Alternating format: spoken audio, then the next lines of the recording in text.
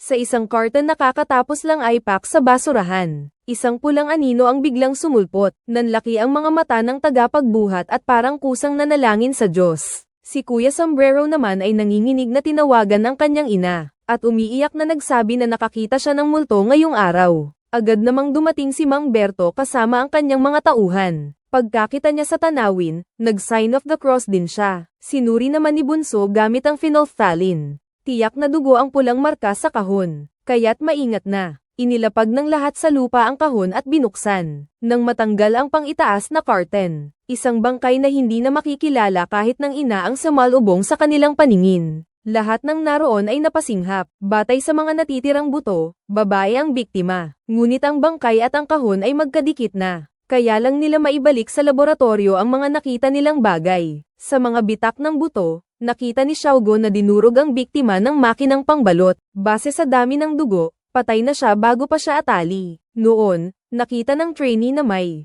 dumidikit na syrup sa damit ng biktima. Pagkatapos masusing pagmasdan ni Xiaogo, hinuha niya na. Posibleng natunaw na taba iyon. Bukod pa rito, ang pangalawang kasukasuan ng gitnang daliri sa paa ng biktima ay nabawasan. Isang tingin pa lang ni Xiaogo, alam na niyang sinadyang paikliin ito sa pamamagitan ng operasyon. Parang may pagka-sadomasochist kaya ang biktima. Pero si Camille, bilang kapwa babae, ay iniisip na dahil ito sa pagiging mapagmataas ng isang babae, sinadya niyang ipaayos ito para lang makasuot ng magagandang sapatos. Sumunod sila sa clue na ito at natunto ng cosmetic surgeon. Kinumpirma ng doktor na ang biktima ay si Daimei, para lang daw makasuot ng pangarap niyang sapatos sa kasal. Kusa niyang hiniling na paikliin ang kanyang mga daliri sa paa. Pagpapahirap sa sarili para sa isang lumang ritual. Hindi sumang-ayon si Mang Berto sa pananaw ni Kuting. Naniniwala siya na ang isang romantikong kasal ang inaasam ng bawat babae. Nagtalo ang dalawa.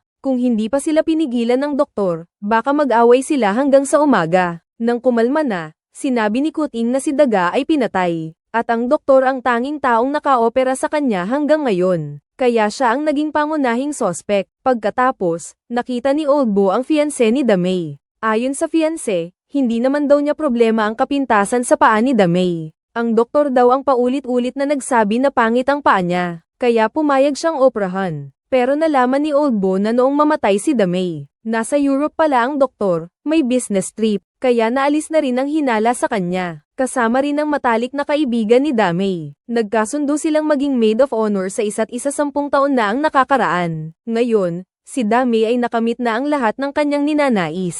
Ang tanging pinagsisisihan lang niya ay hindi pa siya nagiging bride. Sinabi ng kanyang fiancé na ang huling beses nilang pagkikita ay 2:00 ng hapon, 4 na araw na ang nakakaraan. Natikman pa nila noon ang cake para sa kasal. Hindi niya matanggap ang pagkamatay ni Damei. Natuklasan ng isang intern sa laboratorio gamit ang fluoroscope. Ang isang bagong clue. Malinaw na nakikita ang isang manipis at mahabang bagay na nakabaon sa buto ng biktima sa may harapan ng balakang. Maingat na kinuha ni Camille gamit ang sipit ang bagay na iyon. At ito pala ay isang pin na pang-ayos ng damit dahil nakasuot ang biktima ng strapless bra. Hinuha ni Angela na posibleng nakasuot ito ng wedding gown bago siya mapatay. Nahanap ni Laobo at Xiaogo ang tindahan ng mga damit pangkasal ayon sa impormasyon ng bridesmaid. Natagpuan nila ang wedding shop. Nakuha ang atensyon ni Xiaogo ng mga bouquet na nakalubog sa glycerin sa loob ng tindahan. Isiniwalat ng manager na nagkaroon ng matinding pagtatalo si Damei at ang wedding consultant ng shop, si Anya.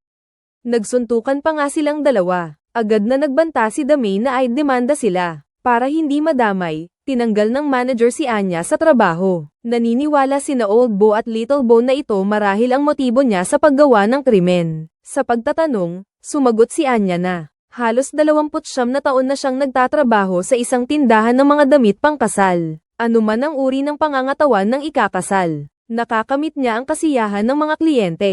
Pero si Damei, ang pangit naman talaga ng ugali, hindi maipaliwanag. Hindi lang siya dumadalaw araw-araw para ayusin ang kanyang korset, binabago pa niya ang disenyo ng damit pangkasal. Hiniling pa niya kay Anya na gumawa ulit ng isang set para sa kanya, at nagsalita pa siya ng masama kay Anya at binato pa siya ng pin. Dahil sa sobrang inis, sinampal ni Anya si Dame. Nang tanungin siya kung nasaan siya pagkatapos niyang mag-resign, sinabi ni Anya na nasa bahay lang siya at wala siyang pinuntahan. Pero siya ay nag-iisa at walang alibay. kaya't hindi pa natin siya maalis sa mga sospek. Samantala, nakakita si Haggis ng mga butil ng buhangin sa buhok ni Dame. Ang resulta ng toxicology test sa katawan ng biktima ay nagpakita ng alkohol. Ang mas nakakagulat pa ay ang kakaibang syrup sa damit niya. Hindi taba na dulot ng pagkadaganan, kundi glycerol. Ito ay kapareho ng nasa bouquet ng kasal sa wedding shop. Kaya naman, biglang tumaas ang hinala kay Anya. Para mas lalong maimbestigahan ang dahilan ng pagkamatay ni Damay. Pinagtulungan nilang tanggalin ang katawan, parang nag-aalis ng squid sa grill, mula sa carton. Pagkatapos, naayos ni Angela ang mga gasgas sa carton. Sa tulong ng teknolohiya, nakita ang marka roon. Address ito ng isang bar. Pumunta sina Oldbo at Xiaogo sa bar ayon sa address na iyon. Namangha si Xiaogo sa mga bula na lumulutang sa loob. Gawa sa glycerin ang mga bulang iyon. Kaya malamang na dito natapunan ng glycerin ang damit ni Damay. Hindi sa bouquet ng bulaklak. At saka, dahil bar ito, kaya pala may amoy alak sa katawan niya. Kaya naman, naalis na ang hinala kay Anya. Pagkatapos, nagtanong ang dalawa sa bartender, na si Damay ay uminom sa bar na iyon noong Biyernes ng gabi kasama ang isang lalaki. Pero sigurado siyang hindi iyon ang fiancé ni Damay. Ang iba pang detalye ay hindi na niya matandaan. Nang mga oras na iyon, napansin ni Xiaogo ang mga kahon ng carton sa ilalim ng counter. Sinabi sa kanila ng bartender na itinatapon niya ang mga iyon sa likod ng bar, sa basurahan. Agad na nagtungo sina Laobo at Xiaogo sa likod bahay para mag-imbestiga. Natagpuan nila ang mga butil ng buhangin sa lupa, at ito ay halos kapareho ng mga butil ng buhangin na natagpuan sa buhok ni Damay. Kasabay nito, natagpuan din nila ang cellphone ni Damay sa malapit. Pinatunayan din ng mga bakas ng dugo sa lupa, na dito nga naganap ang unang krimen. Agad na naayos ni Angela ang cellphone para magamit na ulit, ngunit pagkabukas pa lang, may tumawag na. Lalo pa silang nagulat nang si Haggis pala ang tumawag. Ipinaliwanag ni Haggis na isang serbisyo ito ng pakikipag-date na shake-shake. May milyon-milyon daw na tao roon. Basta 2 cellphone lang ang nasa loob ng 100 metro. Automatikong magpe-pair at tatawag sa isa't isa. Maaaring pumili ang tumatanggap kung magde-date o tatanggihan, base sa larawan. Nagtaka si Xiaogo. Ikakasal na si Damay, gumagamit pa rin ng serbisyo sa pakikipag-date. Mukhang isa siyang babaeng seeking na ayaw mapag-isa. Naniniwala si Haggis na maraming iba pang naging karelasyon si Damay bago siya mamatay. Sinundan ni Laobo at Xiaogo ang impormasyong ito at natunto ng ahensya. Ayon sa may-ari, nakapag-asawa na siya ng 200 magkasintahan. Nang malaman niyang namatay si Damay, isa sa mga kliyente niya, napakita niya ang matinding kalungkutan. Hindi dahil naaawa siya kay Damay, kundi dahil may risk capital safety assessment ang kumpanya niya. Mawawalan siya ng isang investor kung malalaman ito. Iminungkahi ni Laobo na tingnan ang dating records ni Damay pero tinanggihan siya. Nagbanta ang boss na poprotektahan niya ang personal na impormasyon ng user. Sa huli, pumayag din siyang makipagtulungan dahil sa magiliw na pagbabanta ni Laobo. Naka-record na noong nakaraang buwan ay May 20th siyang nakilalang mga prospect si Damay. 14 sa kanila ay tinanggihan niya agad. CP 366,930, 0, 243 TCP 13/02, 2004, 202. 5 naman ang nagkaroon ng actual na date, isa na lang ang hindi pa niya nire-replyan. At iyon mismo si Haggis. CP 042813/02, 2,004,202. Wala nang halaga ang mga yan. Ang gusto lang malaman ni Xiaogo ay kung kailan ang huling date niya. Nalaman ng boss na noong nakaraang Biyernes, alas 7:45. Kasama ang isang lalaking nagngangalang Owen. Eksakto namang gabing pinatay si Damay. Pagkakuha ng nobyo ng mga impormasyong ito ay iginiit nitong nagkamali sila. Tunay na nagmamahalan daw sila ni Damay at balak pang makasama habang buhay. Naniniwala siyang hindi siya iiwan ni Damay. Pero nalaman ni Laobo na may nakita siyang ibang lalaki si Damay, gamit ang number ng kanyang fiancé. Doon lang niya inamin sa sarili na niloko na siya. Pero noong gabing nangyari iyon, nasa klase siya ng sayaw.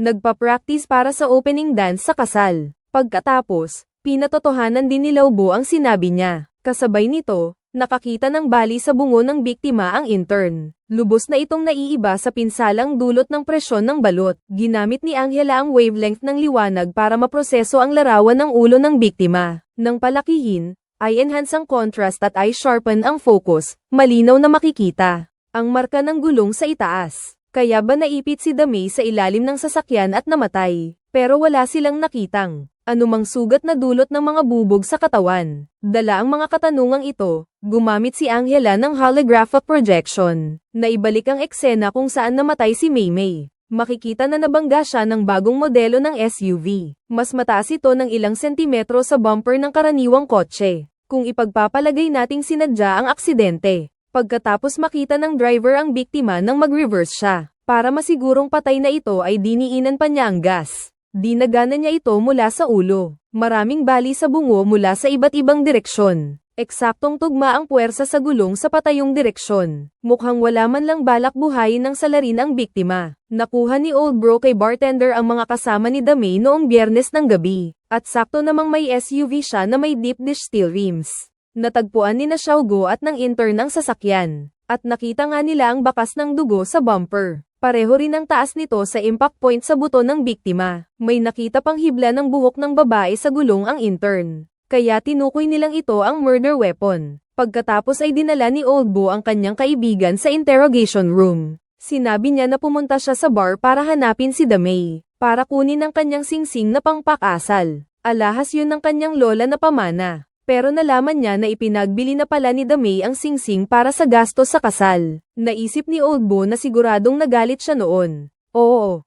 Biglang napagtanto ng kaibigan niya na pinaghihinalaan na siya. Dali-dali siyang nagpaliwanag na hindi siya ang pumatay. Sakto namang tumawag ang laboratorio kay Oldbo. Lumabas sa resulta na ang dugo sa sasakyan niya ay galing sa isang asong gala. Hindi rin kay Damay ang buhok sa gulong. Naputol na naman ang natagpuang clue. Sabay na tiningnan ni na Angela at Hages ang mga nakarelasyon ni Damay. Isa sa kanila, ang lalaking si Owen, ay mukhang kakaiba. Siya rin ang huling naging date ni Damay. Ang malapad na cheekbones at ang hindi tugma na ilong ay magkasama. Parang may kakaiba sa itsura niya. Ang mas nakakagulat pa ay ang taong ito ay binuo mula sa 4 na magkakaibang mga date. At ang nakakuha ng mga litrato ng mga taong ito ay ang may-ari lang ng dating website. Matapos suriin ang sasakyan niya, natagpuan nga ang mga bakas ng dugo na tugma sa biktima sa bumper. Sa harap ng matibay na ebidensya, inamin na ng boss ang lahat. Dahil pala sa pagiging insecure niya sa itsura niya, naging isang matandang binata siya. Nang makita niya ang pamantayan ni Damay sa pagpili ng mapapangasawa na dapat ay isang matagumpay na tao, ginaya niya ang kagustuhan nito at pananggap na si Owen. Akala niya ay napakatalino niya. Nagtayo pa nga siya ng dating website, at akala niya ay malaki na ang nagawa niya.